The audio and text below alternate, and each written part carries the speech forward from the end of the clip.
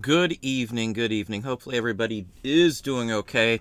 YouTube hasn't been pushing out notices I have seen lately. I don't know how everybody else's experience are, but they've been terrible on pushing out notices, so they're not telling people that the shows are running. I know I was kind of late putting my post up for the show for tonight. I've got a lot of stuff going on behind the scenes, obviously. We're going to talk about the topics on the title, actually. A lot of people are having issues. Obviously, item specifics have been a big factor in disgruntlement towards eBay managed payments. I can't tell you how many people have complained or said they weren't going to give them their information and dropped off.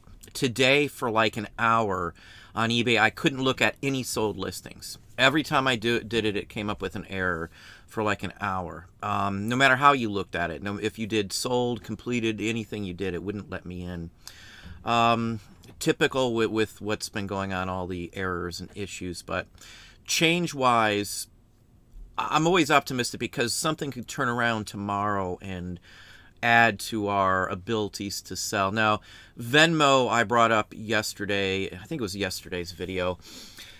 I know people may think, PayPal, charges this, they charge that. I actually have a breakdown on PayPal's sheet I'm going to share out here in a minute. They did increase, or will have increased the rate. I don't remember the date, but it's actually in the thing we'll be looking at. So they are going to increase it to a whopping 3.49% if you want seller protection. I think it's 2.99 if you don't want seller protection.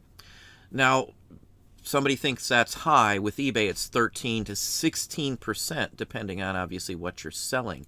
If you're feedback or you've had issues and dings on your account, they could add even higher percentage of fees to your account than just that too. So look at it from that direction. It's not a platform, Venmo. It just gives you the option to collect it that way. Now there's several ways you can use some of those options. Venmo, if you use it in person, it's 1.9. Now, an in-person one could mean you buy something from somebody you've been dealing with at the flea market or something along that line. I pay people in person. Obviously, there's a fee associated with it for the person you're paying, but still, it's a viable means to facilitate payment. Now, just because that's what they're offering now, with some of the other options that has been added in, it gives you a complete package. They're tied in with Shopify. So I see a bigger picture than what most people, I guess, are getting out of what these changes are going on. There's been rumors for quite some time. I'll do some call outs and stuff in a minute here. I got a bunch of topics, but there's been rumors that PayPal was going to create their own platform. Now, PayPal has been gobbling up other companies, if you've been paying any attention to, more so with related to the whole business structure instead of just one narrow aspect of it. So I'm optimistic that there will be new and more viable options out there. Poshmark's gaining ground. McCrary, however you want to pronounce it, is gaining ground. Poshmark's gaining pretty decent ground. Etsy is still on the go. So overall, it's just going to take time for things to advance to a state where you're not confined to get most of your sales from one specific platform. eBay is less than half. It's like 40 some odd percent of our business overall. Again, I put a bunch of stuff together, a bunch of revenue streams together to make our overall income. Now, many people may be missing that if, say, you're just doing one stream, you're just doing Etsy, you're just doing Amazon, or you're just doing eBay. I'm not trying to call out any specific site, so it goes for all the big sites out there. If you want to be successful more so than you are now, you're going to have to figure out other ways to bring revenue in to your business. Again, Shopify is a good example of that. Even if you only bring, let's say 99% of your business right now is on eBay. If you bring that down to 90 and put that other 9%, say, through a Shopify or something, even if you don't sell anywhere near as much, your profit margins will be far, far, far, far higher than if you were on eBay. So even just removing a small percentage and putting some things that you have an opportunity to push towards on other platforms or other specific spots, it lowers your overall cost. it means that you're working less and you're making more, because all you're doing is sharing your items on another platform, I guess is the point. Let's see who's here. Mr. Hale, how you doing, Bob? Hopefully Bob is doing well. Got Annie right down below. Hey, Annie. Marty's in the house, too. How you doing, Marty? Hopefully Annie and Marty's channel, Jiminy Flippets, are doing well. I have not had a chance to peek in on pretty much any other channels this week. This week's been pretty tough time-wise. Our AC was out, and we've had some other issues going on, too. Eric Jones, good evening, good evening. Hey, Mike, how you doing, good sir, as well? Good to see you back in the house. I'm going to drop you a line in Patreon. Oh, for those in Patreon, I just put a video up like 10 minutes before the live show. Would have had it up this morning, but with the AC and all, I pretty much was more interested in getting stuff situated with that. But it's up, it's working now, but... So it went up just a few minutes before the show. It is a bolo, and you're going to hear the hottest item I can find right now in here constantly in my local area. I would imagine it's something that most of you, Patreon-wise, would find out in the wild. So it's like a half hour, I think, and it goes into a bunch of things. There's a couple decent bolos at the end. It goes into details on what, why, where, how, and all that kind of stuff, too. So that is posted for Patreon. By Crystal Dice, how are you doing? Greetings as well. Melanie Kimball, welcome, welcome. Jeff Loftus, good evening as well. Hey, Rob, how are you doing, Rob? Happy Thursday. Yes, indeed. Dad's Vintage Garage, welcome in. Carrie Campbell, good evening. Donald's Discoveries, how are you doing? And right below is Daryl. Hey, Daryl, I posted some comments a few days ago on that Christmas card I think you had up on there. Just FYI, I asked something else on that. If you supply it, I'll be able to give you a better idea on it from there. Brian the Oak Brook Picker, how are you doing? Good evening, good evening. Jay Span Green, how are you doing as well?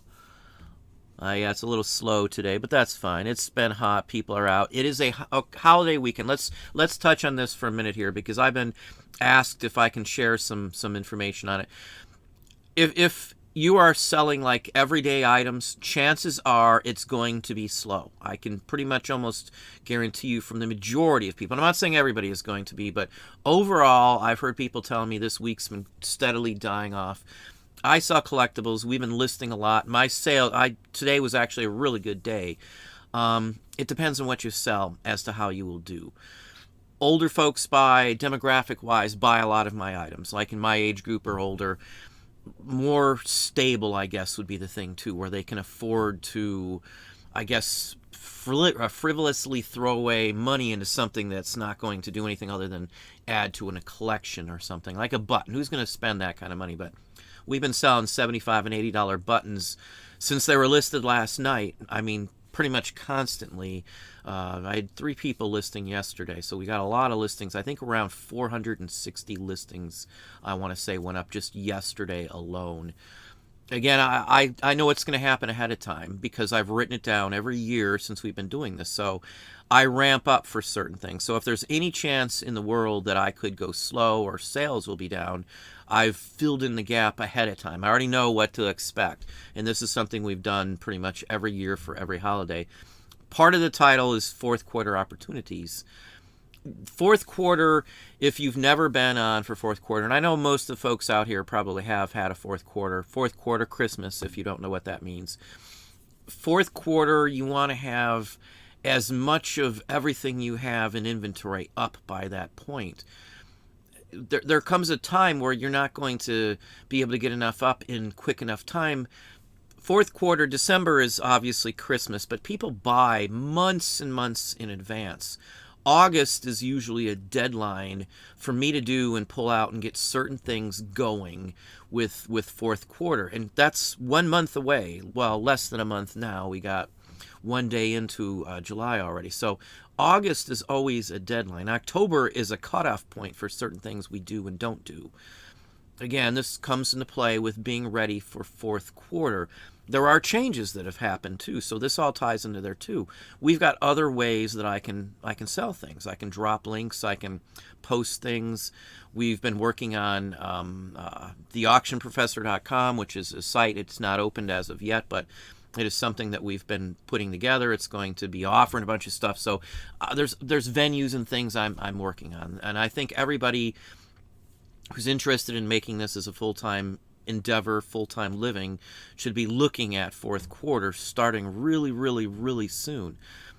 I've said this too. Fourth quarter, we are investing in more than a year in advance.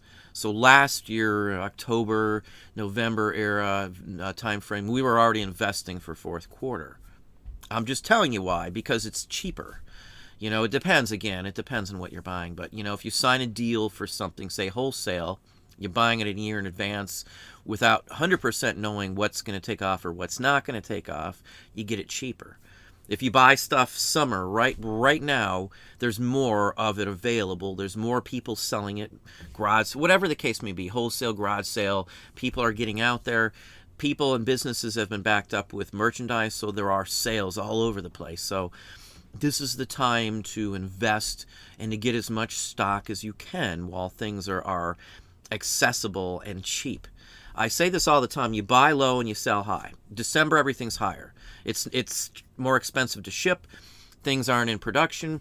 Like farming and all kinds of other things can't be done or can't be purchased as easily in the winter. Sales dry up around here, so there aren't many estate sales. Garage sales are done with, you know, well before even Halloween. So you've got to take all these into account when you're setting up your business and looking at 2021. What's going to happen towards the end of the year? Many companies and businesses, including people probably watching this, I would say there's at least one, watching this, make like 50% or more of their entire yearly income in fourth quarter. That's a factual number. Big business, corporations like Toys R Us, large chunk of, I know they're closed, but I'm giving you an example. Large chunk of their business was coming from specifically Christmas, fourth quarter sales. Or birthday maybe here and there, or, you know, some summer pool accessories or something, or birthdays is usually it though, and stuff. That's why part of the reason Toys R Us did the birthday get-togethers. It was another way to draw people in there. They got money. You know, that's just something that businesses do extra ways. Again, that comes back to all these other options. With selling, your number one goal, and we'll call back some names and we'll hit some if anybody has any questions too. Your number one goal as a reseller is to obviously make as much money as you can. I say this quite often. One way to make more money without doing anything extra is to reduce your expenses. Monitor what you're spending here, monitor what you're spending there, even down to like electricity. It may not sound like much, but you cut off $100 a month every month. That's $1,200 a year. Think about it as a yearly basis. Don't worry about it's only $20 here, $20 there. If you can lower costs, obviously you're making more money. If you can sell things on a platform or on a basis where you're not paying the high fees for platform fees, you're coming out ahead. I'd rather sell something at a 3% or 3.5% final fee versus a 13 or a 16%. I mean, it's a no-brainer. You're saving 10% off top.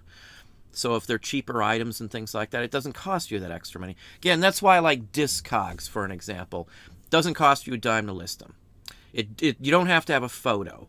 I mean, I can't think of a better platform for someone starting off who loves records but doesn't know them very well, because it gives you more opportunity. That's just one example. These are all examples to many people that are new, that options didn't exist at some point. Discogs isn't technically a selling platform. It's a know-all of records. It's a database. It's a place you can store your collection for insurance purposes, but they also sell. So that's like a sideline, but it's massive. Hip platform. Again, I do have some links down there. I may get a commission if you do use one of those links and set up a store and all that stuff, but I've used Hip long before I've ever talked to anybody there. It's something I've recommended for like a year and a half now. It's something I sell routine enough where it's a decent amount of money coming in. And I'm only on one of the platforms full steam. The other ones, no. So we have them. I just haven't had import or anything else like that. So there are many different options. The links for Hip down there will give you 3 free months. You don't have to, if it doesn't work for you, it doesn't work for you. It doesn't cost you a darn dime unless you sell something. Same basic principle you got for Discogs as well. Amazon as well. You can technically not pay for a monthly service. You won't get ungated in some categories, but you can sell, books and standard junk, on Amazon for nothing. It costs you an extra $1 per item that you sell without the store fee. So at some point you'd want to spend the money, but there's a lot of different opportunities. New options to you may be something that's been around for a while. It doesn't mean that it's totally new necessarily, but if you've never done Amazon is honestly a fairly decent option depending on what you're selling. If you are RAing or wholesale, Amazon's like the perfect match for that in so many ways. Some of the items that we sell, I've been selling for years, the same items over and over and over and over and over and over. 3 of them, 3 specific ones. And they make us a pretty darn good chunk of revenue, and I don't have to do anything. It's passive income that routinely comes in. So looking outside the box and thinking about new opportunities, changing up things with like Venmo and a lot of the things that PayPal does, like the buttons. Let's go into the buttons for a minute on PayPal. People are missing the aspect of that. You're able, in many cases, to post links to those buttons on platforms for sale. Bulletin boards and stuff. I don't know the rules on every spot out there to tell you specifically, but if I'm doing, like say with Facebook, if I wanted to sell something there or put something out in my Patreon group, I can just drop a link, a button, shows a picture of what I'm selling, and all they got to do is click it. It takes them to PayPal, and it's like an instant checkout service. In fact, oh, thank you, Daryl. Thank you very kindly for the #1 fan. Well, thank you very kindly, Daryl, for the $10 super chat. Extremely appreciated. Not necessary, but I do honestly appreciate it. But again, check that post because I did comment on that. Let me pop over for just a second here because I do want to show.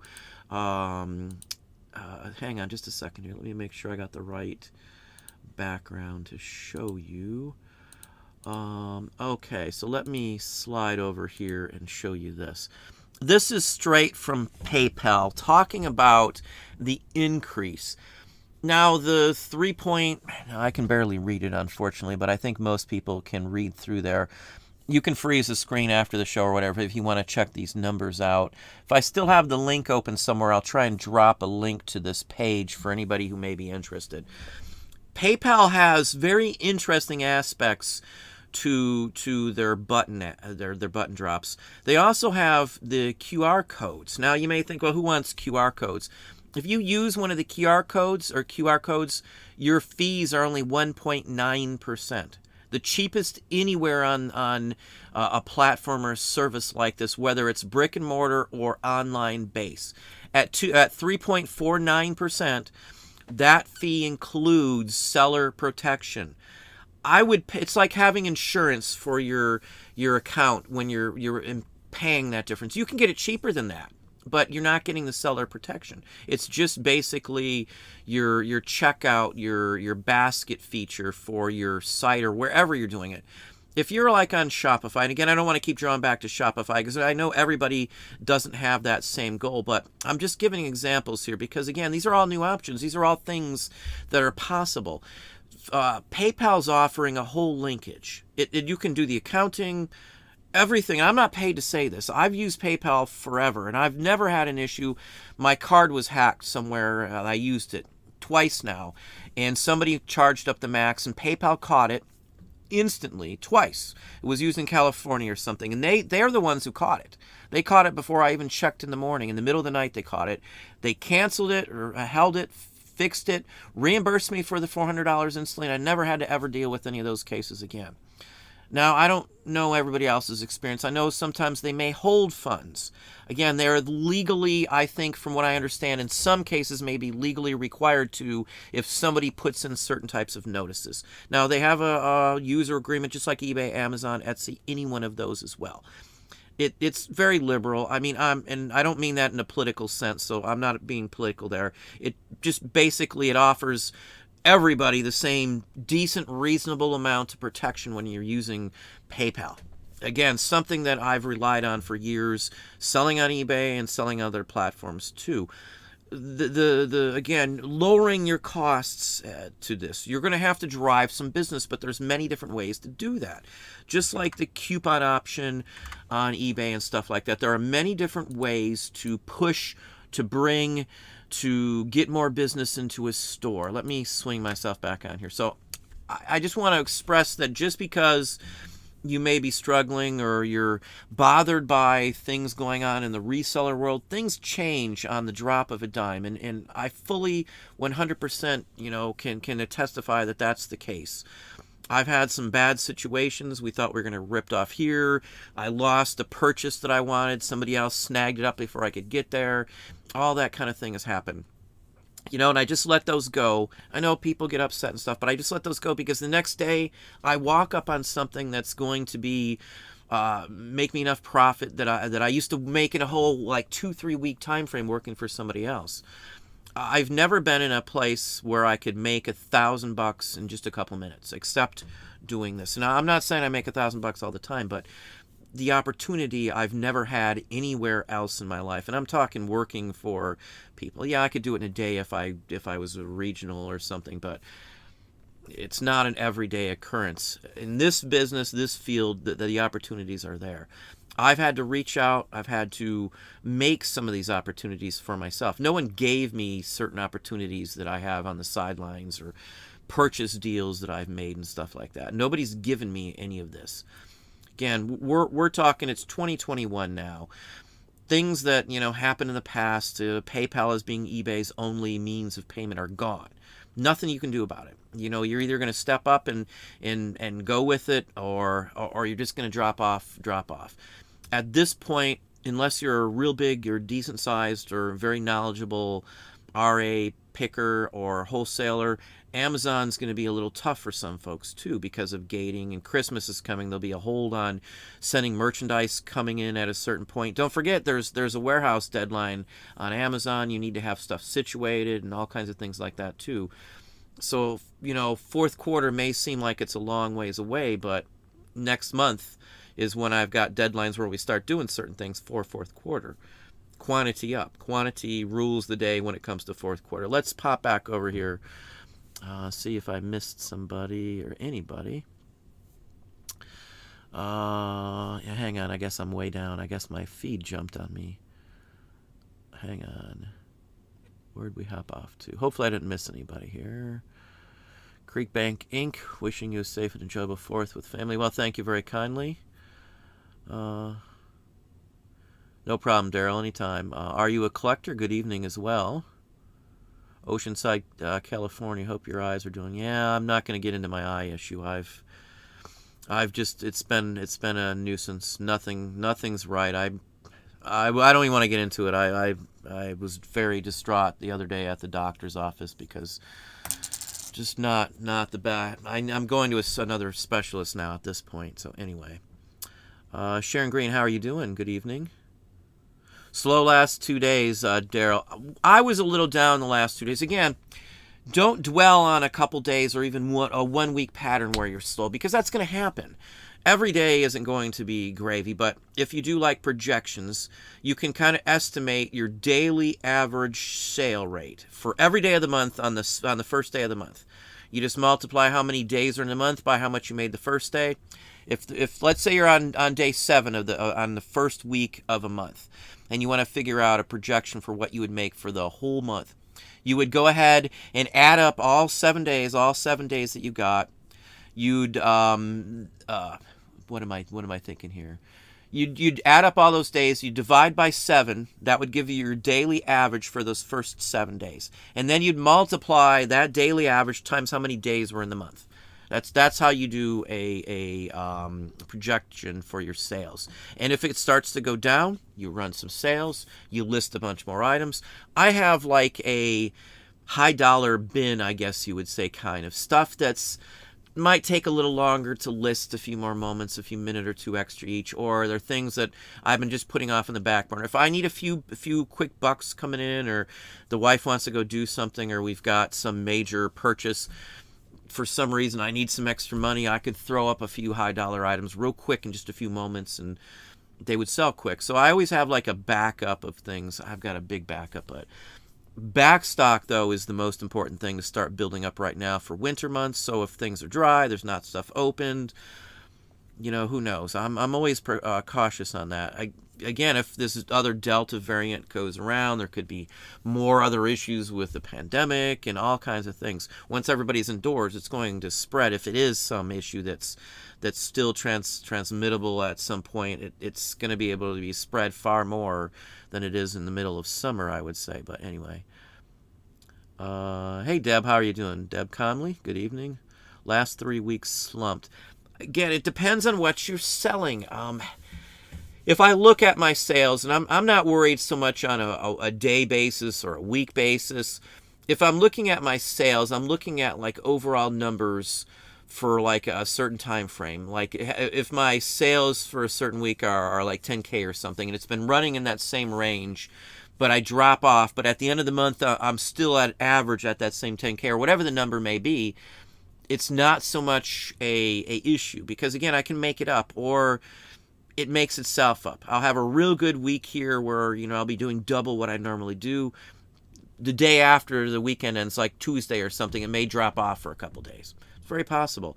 Another thing you'll notice too, if you've got like routine customers, like payday wise, you'll see that, or say the Friday after the first of the month. They've paid their rent, they paid whatever bills they have. They have extra money then. You can almost set your clock to things like that. And unless you're paying attention, you're never going to realize that, I have to say. That's why I write things down. I ask people, hey, would you like this? So, I'll be happy to combine shipping. You want to look for a few days, whatever the case may be. You need to draw people in and show that you're giving them more attention than other sellers on eBay or whatever platform you're on. A lot of people are, I don't want to answer emails, I don't want to answer messages, it's usually just BS, they're never going to buy it. I hear all these types of things, and I don't want to waste time. Majority of the time, if I'm answering questions, at least in collectibles, I can't say clothing anymore because I haven't done clothing much in a long time, but the majority of the time, if somebody's asking questions like a size, a dimension, a thickness, is that a damage, is that a crease, or I can't quite see this or that, all of those have been legit. I almost never have somebody wasting my time. Maybe it might not be what they're looking for. The information I give may make them not interested, but I'd rather have them not be interested before they purchase it than get it, not like it, and have to send it back. Again, I still do the free returns, regardless of what eBay's policies is on that. Now, somebody had made a statement that the 30-day free returns doesn't mean that the feedback won't be removed. Now, I still haven't been able to confirm that, and I did put in a call, so I don't see where that's not the case anymore. Somebody else brought that up and was saying I was giving out faulty information. My son called that to my attention, but I'm no way wanting to give out faulty information, but from everything I still see right now, that still does seem to be the case. If you're selling and somebody opens up a return, now there's a misconception on what that policy dictates. If somebody opens up a return and sends the item back, you won't get defects. You won't get defects, but that doesn't say that they can't leave feedback. Those are two different things. So if you read the user agreement, somebody was stating that, hey, that's not true on the through 30-day free returns. That's different on opening a standard return on eBay. A standard return saves you from the metrics hurting your account, giving you a ding. It doesn't say it's going to remove the feedback. Those are two different things. So I did look into that. I am waiting on a response back from that because it's hard to get a straight answer from eBay on certain things. I have a screenshot showing that if you do 30-day free returns, they remove the feedback when somebody opens up the return. They don't even have to send the item back. If they open up the return and it's closed regardless, they can't leave feedback. And this came up over a video I had that I state that if the post office states that your item was delivered, you don't have to refund or do anything for the buyer. And I had a lot of people saying, well, that the post office makes mistakes all the time. I never ever said they didn't make mistakes. The point of the conversation was you, as a seller on eBay, as long as it's marked as delivered, are free and clear. eBay will not force you to do something. And that's the point. So all those, the folks who are trying to confuse two different things, if you do that, they're two different things. It's a totally different aspect that you're looking at. So take that with a grain of salt on all those aspects. I've looked into this. I've done this for a very long time. This is what I do for a living, 24/7, every day of the week, every day of the year. So anyway, let's pop back on here. Gray here, this will be my first fourth quarter. Donald's Discoveries, be ready for it. Get everything you have up. The opportunities start now. If you don't have it up, you're thinking, oh, I got till, October to worry about anything. People buy collectibles for fourth quarter well in advance. We usually are buying stuff for kids in the past when they were younger and stuff, 3-4 months in advance because, again, they're cheaper. If my kids wanted a PlayStation, I got it when it was on sale. I don't care if it was 2, 3, 4, 5 months in advance. You buy stuff in advance. So you have it when it's cheaper. You don't have to wait till the rush. If they sell out at a store and the prices go up and you have to seek it from a third-party vendor or something, you're already set. So, that's why you've got to have all this stuff up. I get questions like on Christmas collectibles and things. When should I list those? I list Christmas, Halloween, Easter, and 4th of July collectibles pretty much all year round. Sometimes I may save a batch of them to list like 3 months out from a holiday if I've got some in and I'm not listing those type of items at that time. But I always try and list any good Halloween, any good Christmas, anytime. I just sold like maybe an hour ago a couple Christmas cards to somebody. Really nice vintage early ones with mica, the whole works. Even the plain Christmas cards we get $8-10 for them. The Victorian and 1920s and before. Again, it may not sound like a fortune, but it's easy, quick list items. They're usually items I list for $9.99 or higher, and if I take an offer for $8, who cares? It's still profit. Hey, Rose Smith, good evening. Chris Sword, welcome. Trina, how are you doing? Good evening. One more call out here because I've had some people. Several people reach out to me. I don't pretty much answer my email from YouTube much anymore. One of the kids usually goes through it. If it's something really pressing or something calls out attention in the title or the subject line, they'll call it out to me. But honestly, I get so much that's junk or trying to get me to sell this or advertise for them or do this or do that or pay them to do my video. It's just insane amounts of stuff these days, and I don't deal with any of that. And I'm not a big promoter, as most people know. I don't do much unless I use the thing. It's just a cesspool sometimes of just junk. I'm inundated, so I don't have time to look through 200 emails at a shot. I'm sorry, I just don't have time. Just like some of the comments on like not answering posts and stuff, there's no way I can answer them. That's all I'd be doing all day long, and I wouldn't be able to run my business or even produce videos if I was answering everything. I do apologize, but there's just no way I can do that. So, if you want to hate me for it, that's fine, but I can't do that. My business is reselling. I'm not a YouTuber as way down the line, I guess you would say. I love talking about what I do, but my money comes from other sources. Where are we popping into here? Donald's Discovers, I have a ton of inventory, but not as much time as I need for listing. What items do you focus on listing the most for fourth quarter? Fourth quarter, you get more for some things. My first recommendation would always be list the high dollar stuff that you're going to get the most profit for first. I don't care what it is. If you're going to get a higher profit and it's going to sell for more, and you're new to reselling, you want to get as much money back out of it so you can have that money to reinvest if you need to.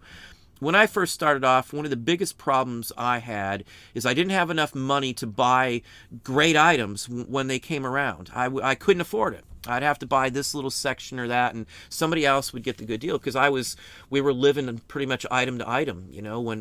After I graduated college, I had kids. I couldn't sit on the stuff. I couldn't. We didn't have the money to shell out for it, I guess is the point.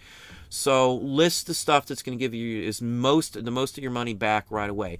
If you're going to sit on inventory as backstock, get it paid for. When I buy stuff, 95% of everything I buy these days is bought in bulk. And that's not an exaggeration. I almost never buy a one-off of any kind unless I happen on something like there's a garage sale with stuff I can see from the road on the way to the store or something, or I'm dropping off donations at a thrift store or something. I may walk in and get something. In fact, I found some $300 comic books for a quarter that way just the other day. So list the stuff that's going to give you your money back right away. When I get a big purchase in, and I've got, we sunk in button wise like 12 grand. Well, it's probably more than that now. It's probably like 13, almost $14,000. I sunk in just a matter of say 6 months or so, invested into buttons and stuff. I knew what I could do with them. I held on to them to a certain point, and I was able to recoup my money in just over, 40 some odd days. I got all that money back from all of that, and I didn't sell much. I've got 95% of it, not more than that.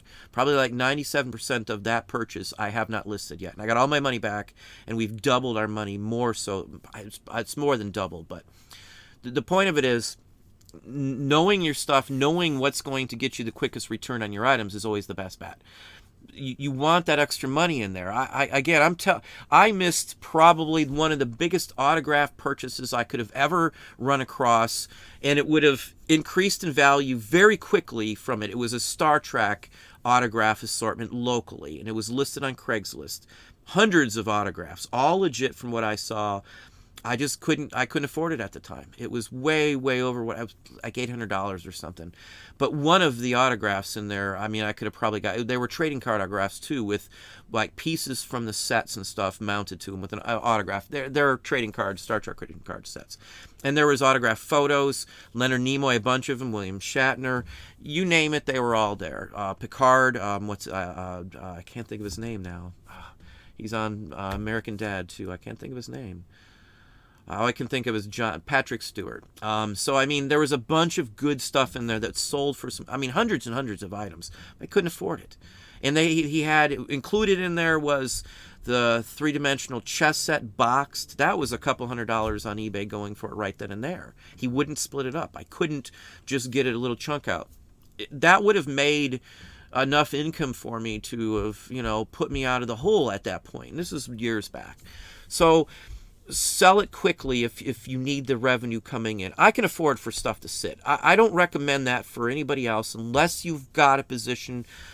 I'm not here to talk about my bank account, but let's just say I don't have to worry about that stuff anymore. All because of reselling. My bank accounts are from reselling.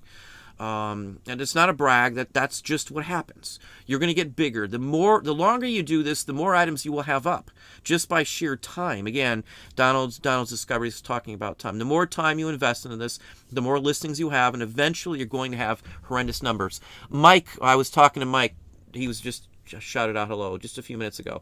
Mike, again, has hit that 10,000 mark. I think Annie, there's a lot of people that are hitting the 10,000 listing mark. Now, I can't promise you 10,000 listings is going to make the difference it did for me, but it did for me.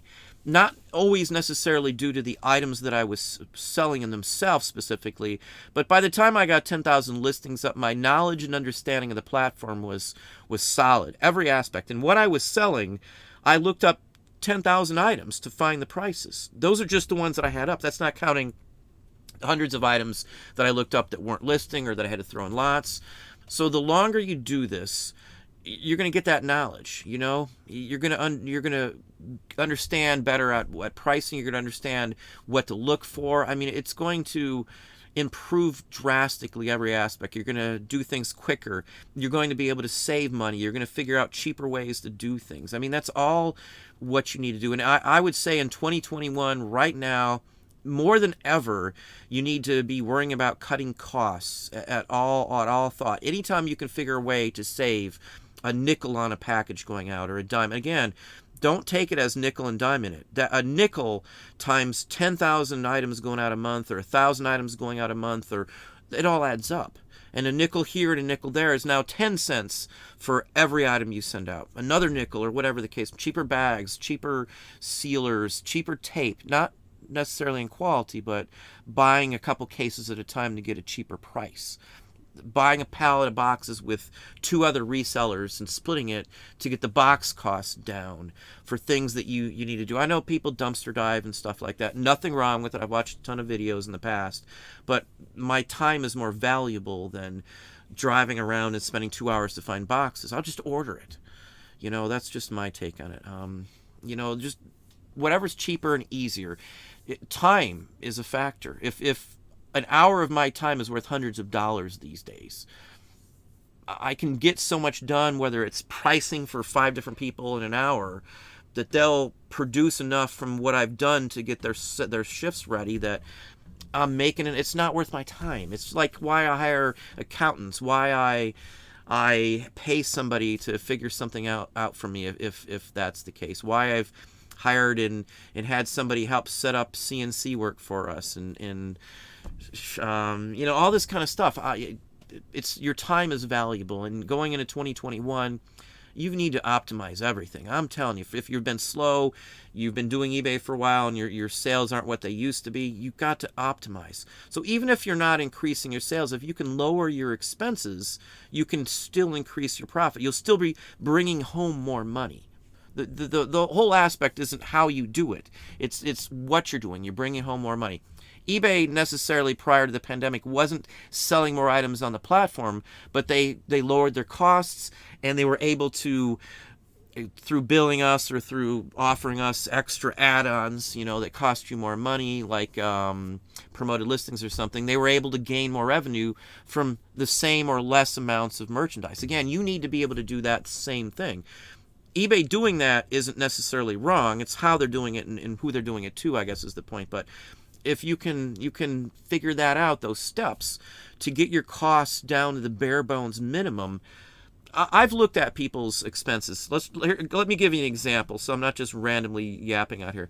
I've looked at people's personal breakdown sheets, and I've tried to help people in my Patreon group and other ways. People have sent me Excel break sheets and spreadsheets on the expenses for their supplies, admin costs, what they're spending on listing fees, and what they invested in cameras and supplies and all these sorts of things. And I don't think there has been one that I've looked at. No, I'll state this as a fact. There has not been one that I've looked at that I didn't find a bunch of stuff, a bunch of ways that they could have saved money straight on off the top. Straight on off the top.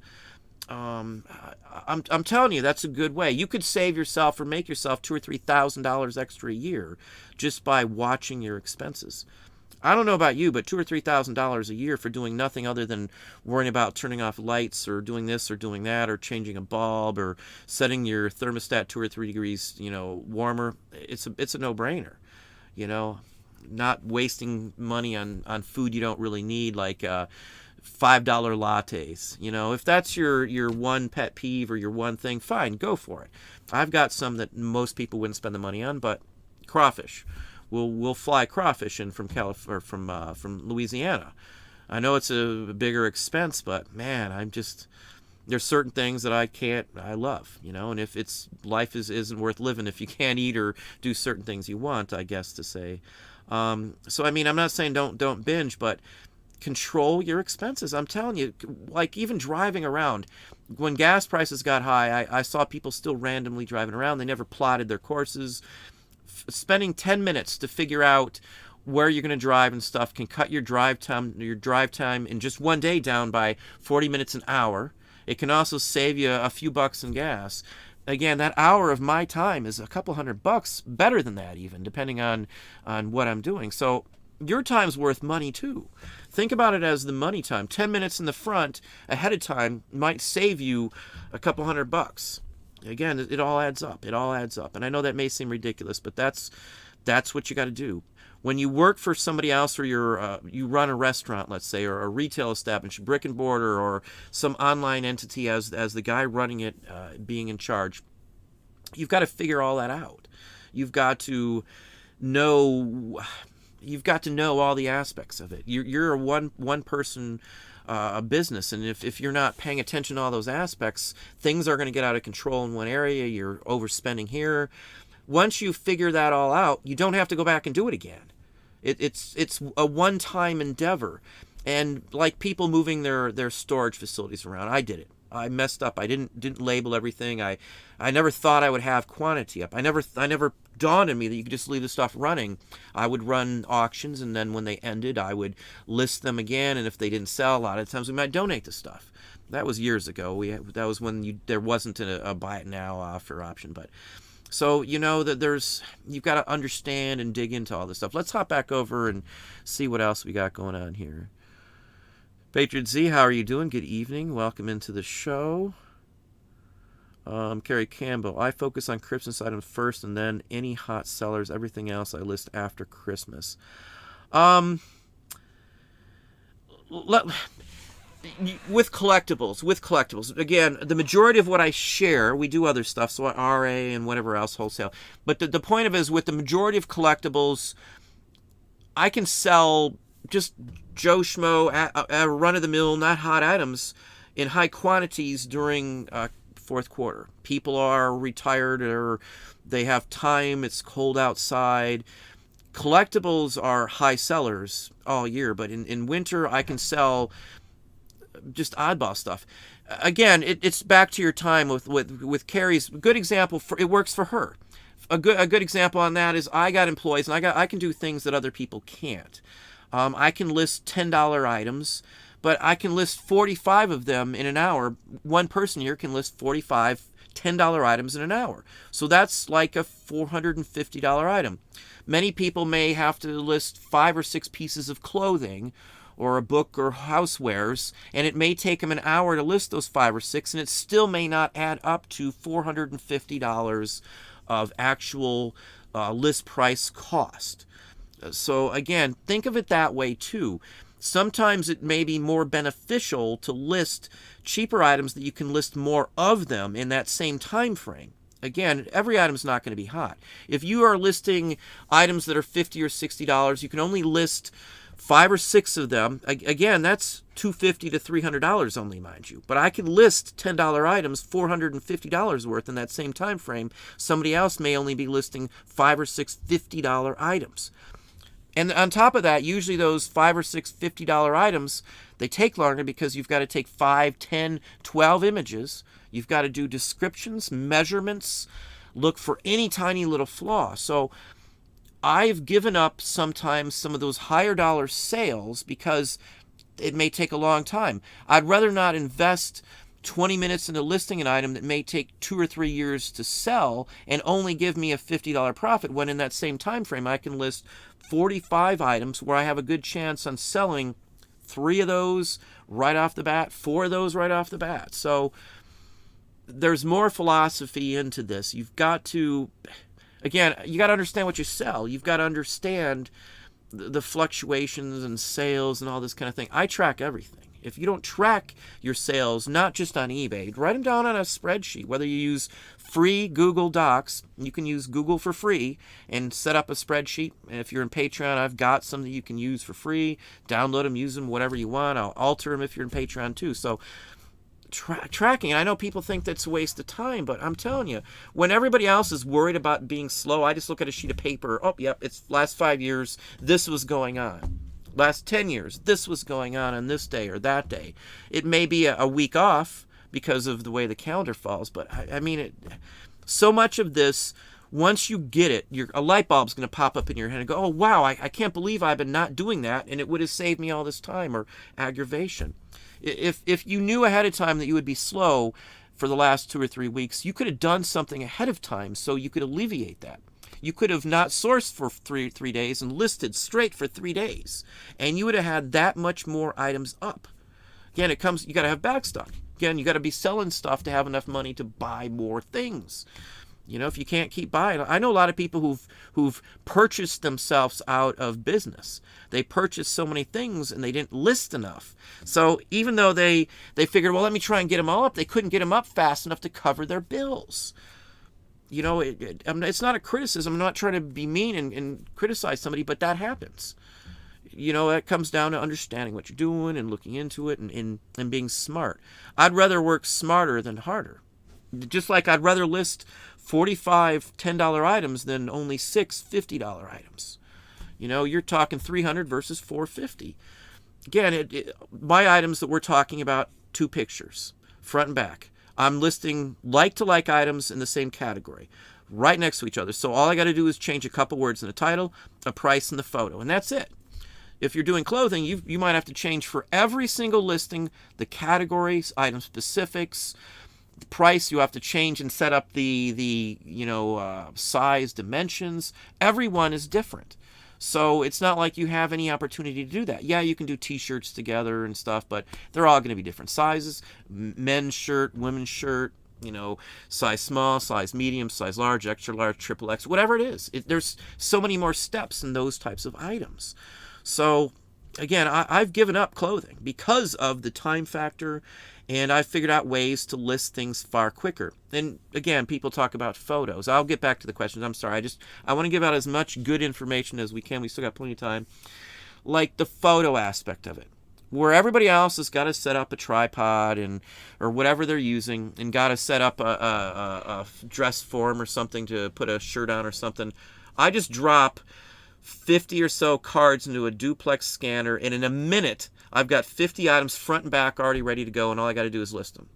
I'm not exaggerating. I got videos that show how quick that is. You drop the DPI down, which we are doing a little bit lately to help alleviate some of the scammers and stuff, but it's super quick. It is insanely quick to use a duplex scanner at a lower DPI, and it just flies through that duplex scanner as quick as you can hand feed them, or you can drop a stack down.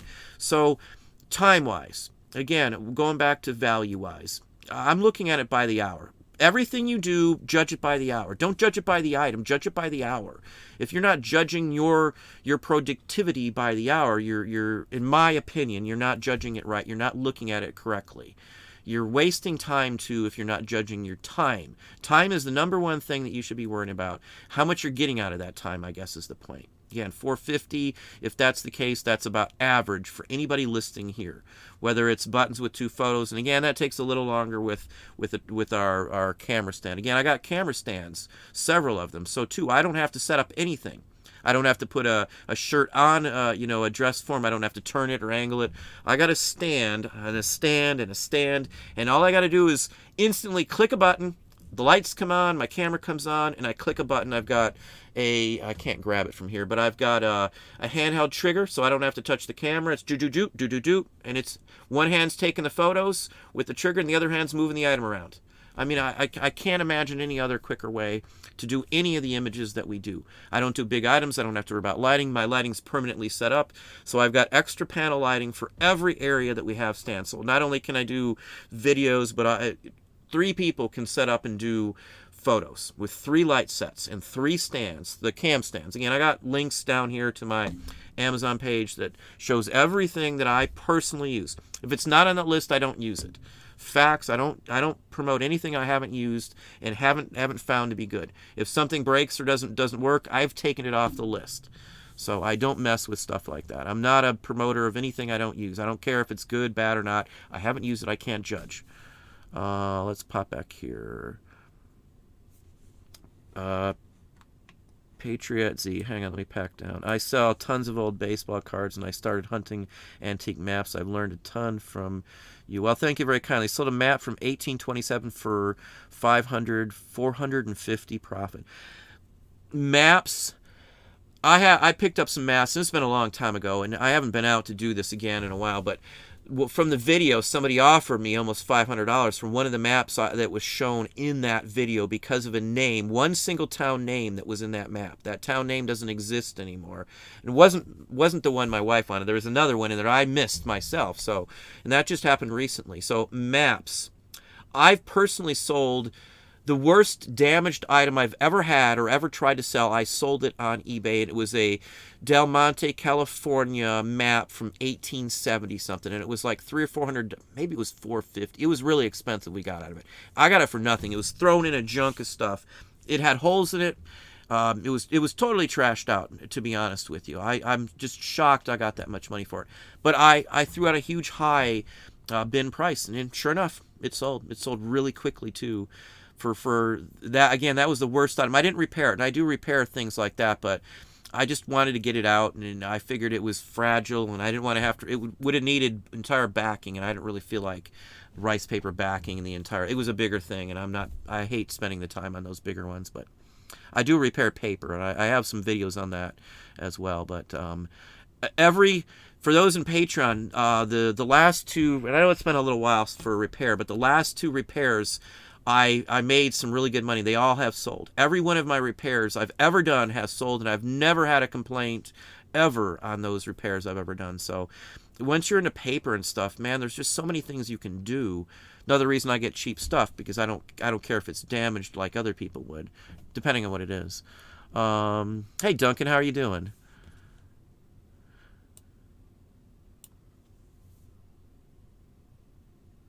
Yeah, Duncan's doing stamps are hot right now. It's just like trading cards. Every stamp site, Delcamp's hip stamps or hip stamp, I should say. There's no S on the end, but all of that is doing phenomenal. In fact, from the reports and the folks that I've personally heard from, more are selling on Delcamp and Hip Stamp than are selling on eBay right now, which is really surprising. I don't know what the difference is. I'm not sure. Maybe it has to do with a lot of stamp sellers do coins as well, is my opinion. And maybe a lot of them, when eBay kicked them off of the coin section, maybe a lot of them just went and decided they'd just take their stamps elsewhere too. That's something I said would probably happen, and it did. So, just FYI. Hey Aaron, how you doing? Hopefully you're doing all right. I think you said I was going to post them on Instagram. I've got like 32 comments or 32, I'm sure they're emails, I guess, but messages on Instagram. I get a lot. If you need anything, Aaron, always you can hit me up on Patreon. I'll always get to you there for sure. I'm not a big social media. I don't like Facebook very much, and I don't like Instagram. I don't like the hassle of trying to type all that in and stuff. I know a lot of people live by it, but I'd rather spend, I guess, my time more so doing my reselling thing, because that's really where most of my time goes. Again, people say, well, why don't you post videos and this and that on Instagram and Facebook Live and all that stuff? Again, I'm not a big social. My business is honestly reselling. I make most of my money comes from that. It's not from doing these kind of things. So look at me differently than those who just try to make all their money from YouTube by promoting courses or whatever they're doing. That's not me. I'm sorry.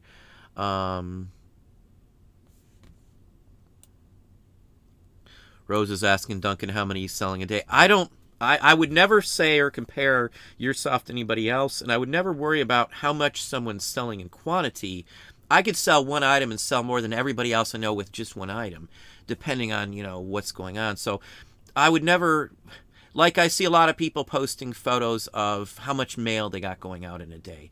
I've done some too. We've had days where I've had 100 plus packages going out in the same day.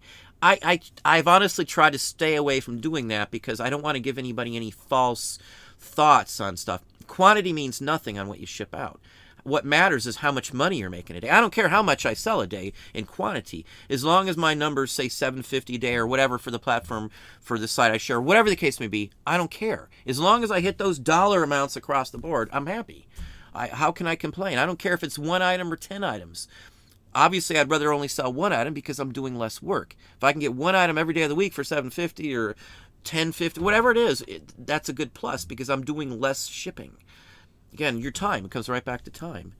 If you're enjoying the conversation, please hit that thumbs up. I got 168 people on my end here and 68 thumbs up so far. So again, this is me. This is who I am, and this is how I do my business. Again, I'm not trying to feed anybody a line here. So I mean, take it for what you will. This is literally how I do my business and how we've been able to support ourselves for more than a decade just selling and doing online business. That's all I do. I don't do anything else. Well, I shouldn't say all. I do artwork and stuff too.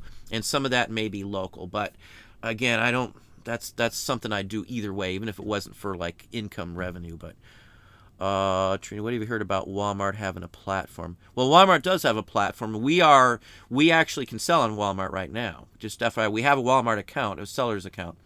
I've seen used toys on Walmart recently. Just FYI, action figures.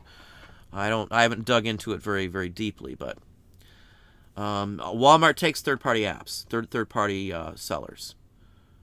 The process to get in takes a little while, though. That's the long part of it. But it's mostly for wholesale and RA items. Quantity is what you want for Walmart. You want to have access to hundreds of the same things.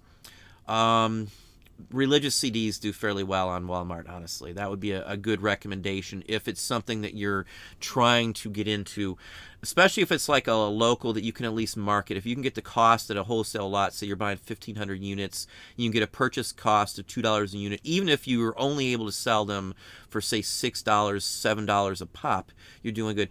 Good recommendation if you want to do some line like that is pick a holiday Christmas ones. Get enough for a holiday season. Get them up early. You're going to have to look into that, though. But those are viable things that people actually do to make revenue, including people like me. Hang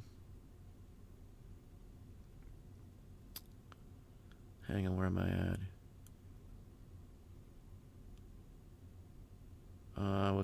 Again, we have a seller account on Amazon or on Walmart. Well, good to have you on, Susan Barron. Welcome in. Good to have you for your first show. Let me go down and try and get some more questions here before we hop back into a few other things. J Span Green. Okay, I'm starting talking to Annie there. Hey, eBay addicts, how are you doing? Hey, Rich, Mr. Sanders, how are you doing in the house? Anyone know if humidors are faked? But a really nice one. I don't see them selling for quite a bit on eBay. Came with paperwork. With that brand, I would probably say no fakes out there. I probably have 2 or 3 humidors here right now. Humidors can be ceramic, glass, wood, as long as they have proper ventilation and compartment-wise. There's no issues with that. Humidors, pipes, anything tied to cigars. Never sell a cigar, though. Even if it's a 100-year-old cigar, don't sell it because it's illegal. It's against the ATF, alcohol, tobacco, and firearms. Don't do it. Stay away. Don't do it. I don't care if it's a pack of cigarettes or what. And I know people do it on eBay all the time. I just had a video on ivory, and I got another one coming out to show you what happens if you don't listen to those rules. And the eBay seller is going away for a long time. This just came out just after I posted that video. I told you they're coming after people for doing this. I look into my facts before I try to do these videos, and I know for sure, without a doubt, that the ivory market, they've been coming down on hard. I've read too many reports. One of my classes in college, we even talked about that. So I keep track on certain things. Industrial Crow, how are you doing? I had someone but purchase an item from me today. He put his phone in his pocket. Let me see. Yeah, that will happen. I've had it happen once or twice. I've also had somebody tell me their kid must have purchased something and they wanted to cancel it after it was in the mail. That's always a worry. But, as long as you follow the rules, even if the guy rips you off at the end, you can still try and recoup it back from eBay. There is a way to challenge cases. Yeah, he's saying the Delta variant. That's what I heard too, Delta variant. Mostly vintage toys. Vintage toys I do fairly well. Now, I would say during the summer months, depending on the age, if you're talking 90s and newer toys as vintage, chances are you may have a little slow time in the summer months because maybe not every year, but this year especially, though, because a lot of people have been cooped up and people want to get out now. That's the only real reason I could say that you might have a little slump in sales. That, again, if that's all you sell is one type of item, if that market recesses or, any type of strictening of the flow of it or something, you're going to have this type of thing. So you really need to have a diversity in your store where you've got more than just one specific type of item. You got to diversify. Don't keep all your eggs in one basket, even when it comes down to categories. I know people that do okay in just selling one niche and stuff like that, but man, you've got to branch out in my book. You've got to learn. You take it slow if you need to, but you've got to know more than one category. Markets change. Like some markets will crash. Toys will be up for 3, 4, 5 years, and then there'll be no one wanting toys, and the market could crash. So, keep that in mind. I never try to put it. If I buy toys one day and postcards next and records and brochures, sheet music, 35 millimeter slides, we got probably 600 home 8 millimeter and 16 millimeter home movies we got in sitting here right now, which I'm dying to go through, but, I've got so many other things. But I know those markets. I know that I'm not going to lose on certain items and stuff. You've got to be able to grasp a lot of this.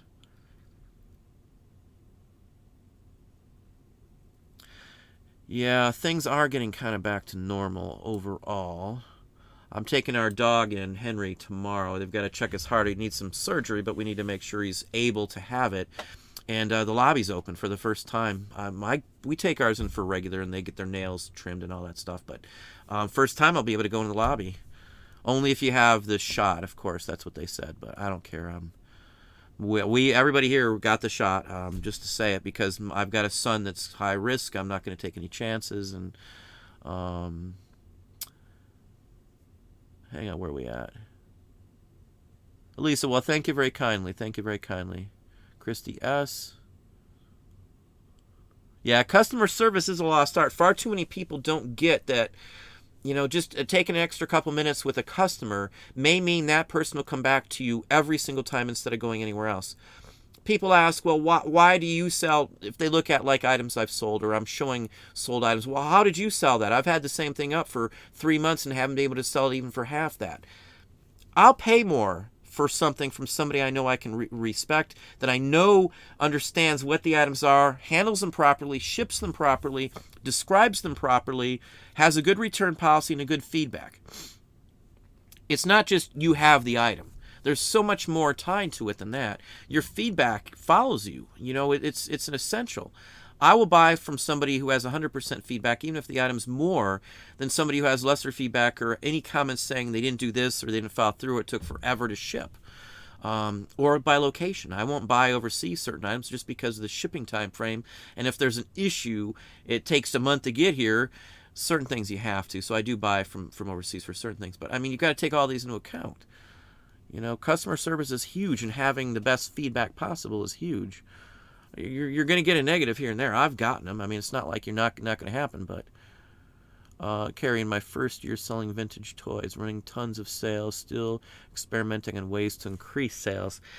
Coupons, I got a video talking about the coupon option. That does work. Running small sales and then sending offers to watchers.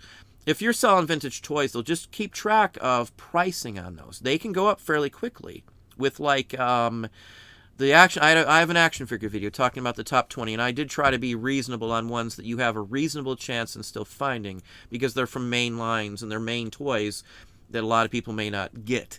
So toy-wise, though, you've got to have enough room in there to be able to send out offers, but you can't put toys, vintage toys, so to speak, over a certain amount, over other people by a certain amount, because then they won't buy them from you. People are cost effective. Again, it comes down to the specific lines you're talking about. If I've got Migos, I can usually fairly charge a little better on them if I'm taking care of them. If I've got 3 3/4 action figures, you can't do it as much, because again, it's the type of people that are buying them, what they expect. That's not a criticism. That's just the way things are. So knowing the demographics of what you sell, action figures, so to speak. I got, probably hundreds of action figures here, and I probably do mean hundreds of them. Mostly loose. I don't usually try and mess with hunting down or trying to be at the first day of the sale and trying to snake out the mint on cards. Again, I'm fine with the other stuff. There's less hassle. I'm for as least amount of hassle too. So if I don't sell the more expensive item, I'm fine. Because again, the more expensive item's going to have more scammers, more returns, more people trying to send you back something that you didn't send them, and all that kind of thing. So I'm always cautious. Like electronics. I don't sell much electronics. I don't do much video games. I don't do much in parts, pieces, or non-working items, just because, again, there always seems to be some issue. I'm not saying I don't sell them at all, but I'm very selective. Joe Lally, do you have a stopping point where you reached a certain dollar amount, you just retire? No. No, I don't. I'm not interested in retiring. I like the aspect of work, and I like the aspect of finding this. I'm a reseller. I like it. I do it for the rest of my life. I don't have any problem. I'm not bored with it. I don't get burned out. Every day it's something different. Every day I'm goaling myself. I've got a daily goal. I want to get this much items up. I've got a dollar amount I need to list up. I might get behind in it. Buttons. If you go to my store, I get a lot of complaints I don't share my store too. I'll address that in a second, because I hear that all the time, almost daily now. If you go to my store, though, most people know what it is, Modern Marquee. But if you go to my store and look up just buttons in my store, The buttons in my store is $162,000 worth of list price in those buttons. And that's in, we're listing other things, but that's, if you start off on day one, you may think, where am I going? This is taking forever and stuff. But since December 6th, we've listed 60 some odd thousand or so. I think it's 160,000. I know it's 145 like a week ago. It's probably 160, 62 or somewhere in that range. You can look it up. I'm sure you can probably figure it out yourself. But the point of it is, though, you start from scratch just like everybody else. You'll be surprised at what you can do in growing it. But again, I couldn't just live on buttons. I couldn't just live on trade cards. I've diversified my whole aspect of my business. Again, because one item, one category may be down 1 month, it may be down for a year or two. I can just fill it in with something else. Hot items for me are buttons. Thousands a month in buttons. I can't do much better, ask for much better than that. And I'm just starting. It may take me 5-6 years to get every button I have up in inventory up. I don't care. It doesn't matter to me. None of that stuff is concerning because, again, I'm looking at how much we're selling a day and how much listing value I'm getting up, how much items are listed on an hour basis per employee. That's what matters. None of the other stuff in my book matters. Once you've got quantity, you can play the game, I guess. I couldn't do this when we first started. Again, you got to have the money and all that kind of stuff. Again, if you're enjoying the conversation, I got 163 people in-house, 89 likes. I'd love to get to 100 before we end it. I got about 20 more minutes before I'm going to let everybody go here. Let me try to get to some more questions. I know I'm terrible sometimes. Oh, let me go back to those who ask about me putting my store name out like everybody else does. I'm not trying to get everybody to buy from me. I'm not marketing my store. I'm trying to show you stuff. So, and I'm always surprised that I get all the flack from people. Well, you don't tell your store. You're making your sales up, and how do we know you got all these items up there? I show it in videos.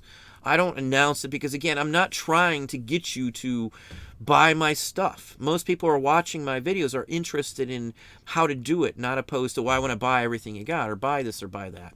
I'm not here trying to market you my stuff. I'm not trying to get everybody to buy my thing, so I don't put the thing in there all the time. I didn't see it was an essential need.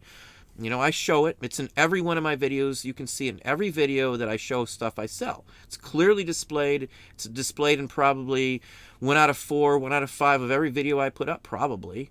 I'm not trying to hide it. I'm just not trying to get you to buy my stuff. That's not my goal. I'm rather educate than every day tell somebody, oh, look what I just put up. Why don't you go buy my stuff? I'm not trying to do that. Artwork-wise, I do. I do have 4 trilobite kits I'll be listing. For anybody who wants the unassembled trilobite kit, I think we came up with 135 for the ones we've got finished now. It's complete kit, base, wood, everything. So if anybody out there is interested in it, I have 4 trilobites that would be listed up. Again, I got pictures of it and the whole works. We've sold quite a few of them. I've got little versions coming out. They're going to be carded too, that are already done and cast and the whole works. But if you want the trilobite, again, I think 135 was the price plus shipping for anybody who's interested. I'll probably try and pop a link up because I had a couple people literally offer me money for them, and I'm slow on some things. We've got some museum deals going on with a few of our figures too. So, Industrial Crow, I love answering questions. I nearly always make the sale. If you're good, kind, you got to stand out from everybody else. If you're giving better service than everybody else, they're going to come to you. Even if your items are a little more expensive. I get more money from items. One, because I'm titling correctly and putting the proper words. I'm putting in the best keywords that I can get for my items. Good photos, good customer service, good feedback, good shipping policy, so 30-day free returns. Even if I got nothing out of it, I think I would still keep doing it, regardless, because it's good for business. It lets a buyer know that they're not going to get screwed by you. You're not going to keep their money if there's an issue. That's my take on it.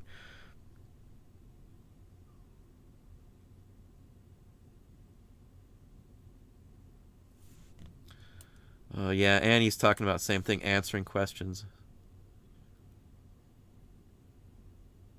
Yeah, Annie sold 2 Christmas cards today, too, to 2 different people, $20. I don't care what time of year it is. It doesn't matter to me at all. Christmas cards sell. And again, I don't care if it's $10 cards. $9.99 is the lowest items I list. Lowest items I will list is $9.99. Not me per se, but anybody here. I never list anything for less. In fact, some of the items we've been raising prices on stuff that's been up since 2016. We've been raising the prices across the board. Whenever we hit the end of their first 30 days or the 30 days, I've been raising the prices. So before we do a sale now, or I fix the photos, everything's going up to $9.99 or higher now. To anything that was $4 before, because they've been up for a while, we're raising the prices back up. We've come to the conclusion that rather not ever lower the prices on the older items up, because we're still selling them at top dollar. To someone who just saw it today, even if it's been up for 4 years, it's the first time they see it, so it's new to them. So we're done with the cheaper prices too, and it's worked out for us. We've been slowly but surely raising the prices. I've been selling stuff from it. I think the last postcard video I showed too in Patreon, I've just now got back to listing some of them, and in the first day I listed them, I'll probably do a what sold video, but I sold like $127 out of the first little batch that somebody listed for 3 hours worth of listing. And it paid for their shift, it paid for all the cards, and off we go. So again, those are $9.99 or higher listings. They always do very well.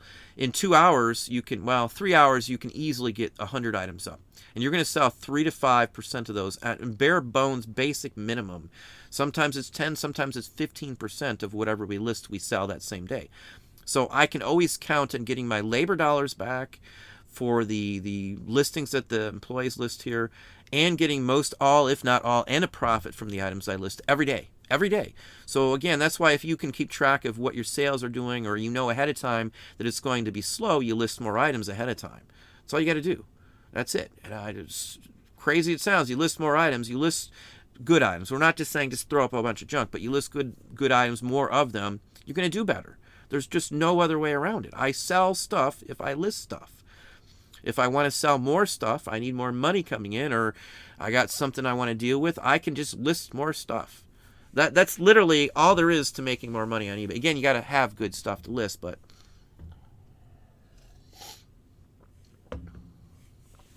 let's see here. Bob Silverwares. Christmas ornaments sell all year round. Krugel, I guess it's pronounced. I don't know how it's pronounced, but the Christmas ornaments like that sell all year round. Any of the mercury bulb, any of that stuff sells. Man, we sell it all year round if I want. Of course, we've been keeping it now. This year is going to be 1950s mercury Christmas bulb tree, I think, this year. We got a whole mess of really pretty ones, like a couple hundred of them, enough to fill our tree. Creekbank Inc., I think fourth quarter shipping is going to be as sketchy as last year, if not more so. Buyers that wait late to buy are going to be disappointed and mad for late. I could see that. The post office right now, and I thought about doing a video, but the post office wants to automatically quote delayed or a longer time frame for first class delivery. They want to extend it by a couple days automatically. Just tell you straight out, it's going to take this much time from now on. It's not first class if that's what they do, but so be prepared. I'm not going to say I didn't have any issues, but I didn't have any that I lost money or took negative hits from. I was up on it. I emailed people before. If it was slow or it was stuck somewhere, I emailed them ahead of time. So they didn't ask me. They didn't have to worry. I was already up on it. And if it was over a certain amount of time, I just opened up a case every single time. If you type in, I got a page. I've got a account with the post office. If you type in missing mail or lost mail, I think, type in lost mail from the post office's page through your account. And there's 3 options that show up on the first page that shows up. The bottom one is the one I always use. It'll give you a reference number. And I just had to do that for an overseas item that's been stuck in Chicago since April 23rd. It was stuck. It's been stated as being in Chicago at the International Transfer Station since April 23rd. And he just emailed me the other day. I've been going back and forth over this one. So at this point, I filed the case. I may lose $30 on it. I don't know. I'm not too worried. This will be the first package that I've actually truly will have to reimburse this entire last year for a lost package if it doesn't show up. I had an update email. I'll have to go back and check that out, but let's see here. It's iffy. You're right, Creekbank Inc. It is iffy for this year. I will agree. Anyone have advice? James McDonald, where to sell vintage eBay, of course. I have undiscovered footage of JFK on the campaign trail. Prior to becoming president, would like to sell. Not sure. If that's really what you have and it's not mass produced, I would contact Heritage Auctions. I would not list that on the open market. I would contact Heritage, Christie's, or Sotheby's. One of those three. And go for a specialty auction with something like that, if that's truly what it is. If that really is good. Now, if this is just from a distance or anything, it's probably not going to be. There's hundreds and hundreds of 8mm films of him apparently like that. If this is like through his campaign and walking side by side with him and things like that, you've got some money. So I would seriously contact Heritage, Sotheby's, or Christie's.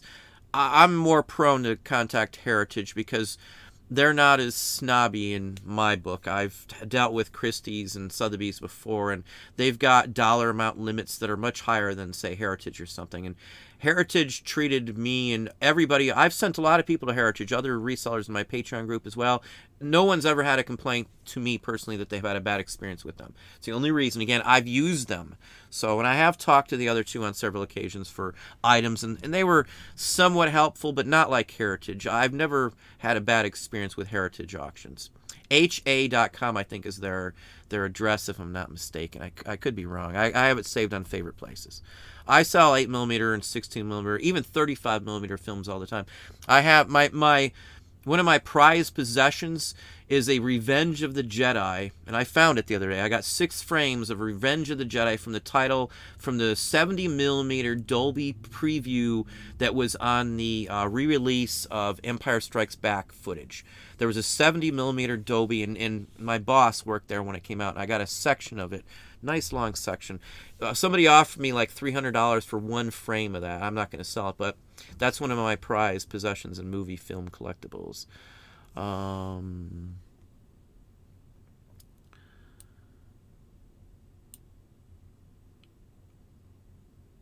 Yep, Annie's saying the same thing with Heritage. Yeah, it's the one I recommend is Heritage. It's the first one on my list. Just I do feel personally that they're more friendly, I guess. Again, customer service.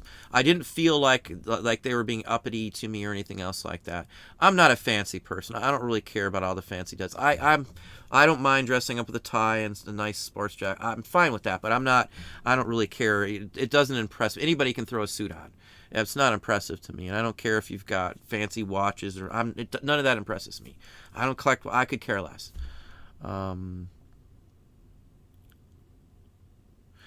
Yeah, Mike, I just said that too. I just now got to. He says you learn as you go. That's exactly what I was saying. Just the aspect of getting to 10,000 listings means you've gained that much more experience. If you've looked up the same postcard, the same button, same anything 3, 4, 5, 6, 7 times, chances are you don't have to do it again. You know it. So just the sheer aspect of listing that much means you know the platform. You understand what's going on. You're able to navigate issues when they happen. All these sorts of things. There's many different aspects, reasons why just getting the sheer quantity will help you. Quantity alone may not do it if you're not paying attention, you're not keeping track, but usually quantity will outrule most anything else, in my personal opinion. Donald's Discovery says, hoping to list 3,000 items my first year. Very doable number depending on what you're selling. Our problem lately is we sell a lot of items. So if I sell 100 items a day, for me to gain ground, I have to list at least 101 items that same day. You gotta figure in that you're selling stuff throughout the time you're listing. And if you're selling 3 to 5% or 10% of what you list that same day, you're already 10 down from what you thought you had. It's great to sell them though. But you got to take those into consideration. I could have had a lot more listings up if we've switched a little things around, but we've got a lot of other stuff going on too. And I don't just sell on one spot. We have a couple of stores, obviously, of eBay even.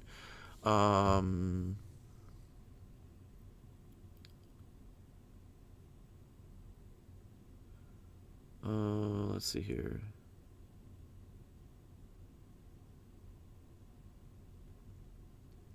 Yeah, I wouldn't. Annie's talking about stock footage house for like Kennedy films. I would honestly go with Heritage. You will do far better because the stock companies would actually be bidding at that at one of those sales. Somebody would want that footage so they can lease it to somebody else.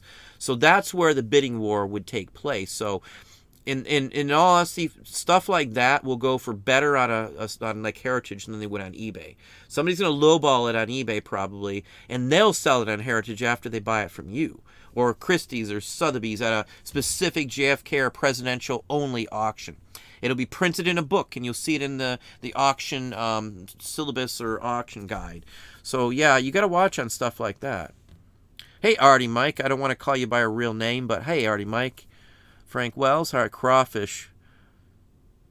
We went to the Brobridge Crawfish Festival 2 years in a row. We stayed with cousin, one of my wife's relatives, Cousin Tan. He spoke Creole and nothing else. His wife, and he was 72. The wife was, I think, 74. Funny. We didn't understand some of what they're saying. The wife spoke enough broken French English besides the Creole to it. But I love the Brobridge Crawfish Festival. The only distracting, well, it's not distracting to me, but when we were in downtown Brobridge, you could just buy crawfish by the pound and plates out there, and the streets were covered with crawfish gut. I love, the tail. I suck the juice out. I love it. I love the insides. The guts are probably the best part. I'm going upstairs and eating crawfish as soon as this show's done. My son finished cooking them, heating them up and stuff. I love crawfish. That and soft shell crab po' boys.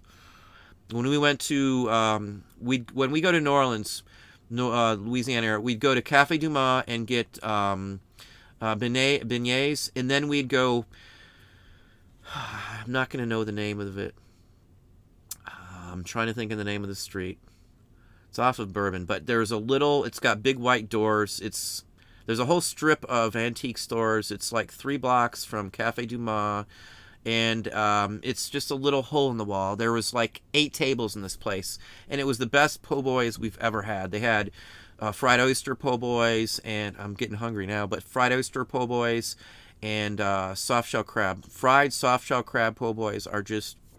When we went the Christmas before, when we were in there, we ordered soft shell crab po' boys like 3 days in a row. That's how. And then between that, we were eating crawfish. I mean, the seafood, I just can't get enough of that stuff. I love sushi too, but soft shell crab po' boys, oh my gosh, fried pickles on the side. That's like, or fried whole catfish too. Tails. The tails are the best part of catfish. Frank Wells is my great-great-grandfather's name. Huh. I've got a very well-known person in our related to our family named Leo Wells, who was a Congressional Medal of Honor winner. He used to escort... He was in the World War II. I don't want to get into a bunch of off-ball stuff, but...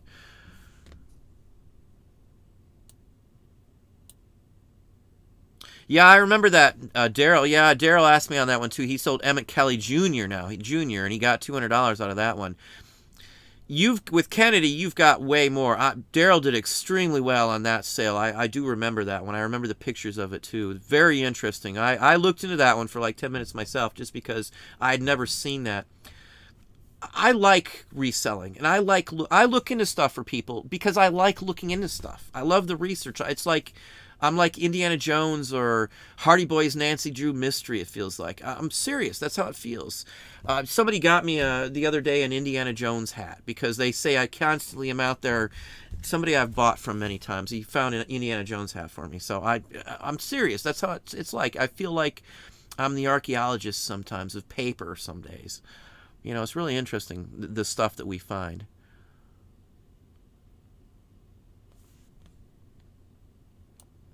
Now, whoever with that film, though, you can't. They might not own the rights to it, even if they buy it from you. So now that I think about that, even if you've got to prove that the person who took that was dead for 70 years or gave you the permission, technically you wouldn't have the rights to sell it. Technically, now somebody would have to come after you and prove ownership and all that kind of stuff. So a lot of people take the chance that no one's ever going to be able to prove or come after them or anything else like that. Even the family member who took it, as long as no family members in there, may not even remember they took it or that it was their film or be able to prove it. So it's a little sticky situation. I've taken a chance here and there in the past, but it's always a chance. Just FYI, I deal with copyrights. We own copyrights. I own my own trademark on something. I've went through the copyright process, trademark process myself with the U.S. government. I've recently dealt and been going back and forth with conversations with the U.S. Copyright Office. So, I've even applied for a patent before. So, there's more to it. It's a complicated thing. Trina, do I categorize my own items, or does eBay insist on categorizing your items? That's a tough one. You are supposed to do it, but eBay keeps doing these awful recommendations. We're going to cut it off here because I'm trying to hit it off at the halfway mark. I'm taking that's maybe 50,000 back stock. This is Mark Hicks, off items, no joke. I finally got my buying addiction under control. I've been doing nothing but list. My sales have been up while others say it's slow. Again, if you keep listing, I'm telling you, if I ever have an issue with sales, anytime, if I wanted to fix it without doing anything other than listing, I can just list and keep my prices steady without doing a markdown sale or anything else like that. You can do it any way you want. I price 3XYs. I'm pricing up. I know where my market is. I know where my profit margin is. I know where I want to be with the items. And I don't care if they sit, because I always get more money for my items than most other people, because I'm not in a hurry. I never have to rush it. I've got geez, I don't want to exaggerate, but we've probably got like $3 million in backstock. And I'm not trying to exaggerate or make myself feel uppity. I've got over $1 million in the store I share with you up. And I've got most of my inventory is not listed. Again, because I get it for almost nothing. I sell a few things. I have nothing into it. So it's not a pack rack status. If I don't want to list or go out and source for years, I don't have to. The buttons alone would take me a couple years to go through just on their own.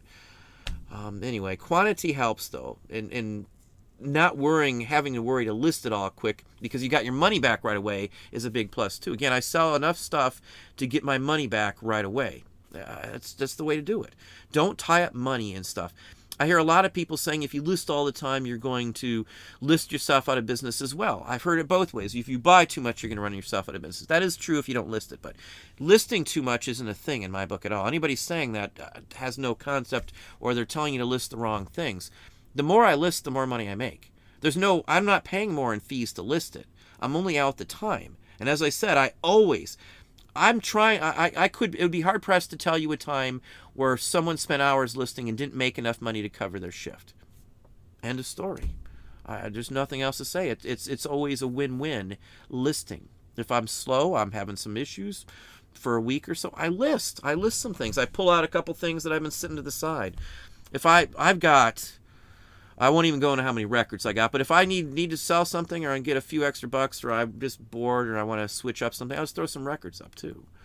It's not much, and it's pretty easy to sell a $500 record. A $500 record will sell far quicker than a $10 record any day of the week, record-wise. Again, I sell records on 3 different sites, so you got to know what's the best platform to sell the records on to get the most money too. It's not always eBay for all the stuff you're selling. Like again with the 8mm of Kennedy, it probably would be better to go to Heritage. They will promote it nationally to people with big money and big pockets who want it for their collection. Maybe even the JFK Museum or Memorial Library or something may want it. And you're talking big money for something possibly like that, if it is truly that. There's a possibility it's a copy and it was produced or something too, so just be careful. Anyway, we'll cut it off at there. I'm sorry I didn't get to everybody's comments and questions. Yeah, it looks like I'm far off. I do apologize. Hopefully I answered everybody's questions. Hopefully we gave you some good information. All this stuff is important now. All these new changes, these new options. Fourth quarter is fast approaching. You're going to be left behind again. Again, come October, you better be looking this October for next Christmas. I buy it more than a year in advance. I've got it set up more than a year in advance. Don't be the slowpoke and let everybody else get you undercut and get the better deals before you even think about it. If you're waiting till January, February of the same year, you're already missing out on some opportunities because the prices were much cheaper months before the year before. So anyway, hopefully that'll help you out there. Again, I do appreciate everybody coming on. Hopefully you enjoyed it. If you did, again, one more time, please hit that thumbs up button. I got another interesting video coming up tomorrow. For Patreon, I am going to be live on Thursday, or not Thursday, my days are off, on Sunday. I think it's going to be 1 o'clock. I'll try to get the link up tonight or tomorrow at the very, very latest. Live show, Patreon only. Last half of it will be store reviews. I've got several people's questions running over bulk versus individual listings. We're going to go over that again, and I'm going to show you some examples this time, some better examples, I think.